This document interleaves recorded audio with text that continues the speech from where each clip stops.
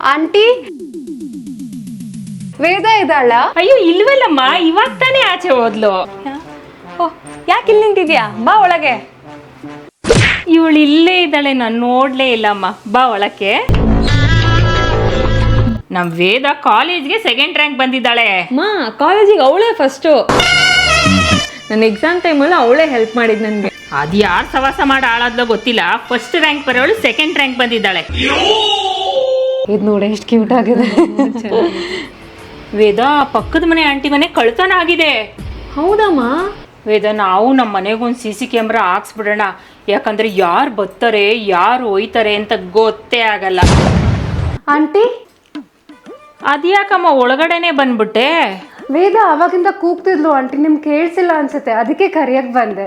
ಆ ನಾಯಿ ಯಾವಾಗ್ಲೂ ಬಡ್ಕೋತಾನೆ ಇರುತ್ತೆ. ನೀನ್ ನಡಿಯಮ್ಮ. ಬಾಯ್ ದಿಶಾ. ಬಾಯ್ ಬಾಯ್. ಬಾಯ್ ವೇದ. Bye aunty. ಎಷ್ಟಿದ್ದೀನಿ ನಿನ್ಗಳ ಜೊತೆ ಸೇರ್ಬೇಡ ಅಂತ ಹೇಳೋದು?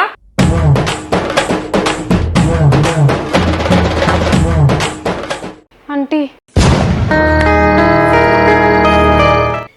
ಏನಮ್ಮ? ನನ್ನ ಬ್ಯಾಗು. ಓ, ಬ್ಯಾಗು ಇಲ್ಲೇ ಇದೆ.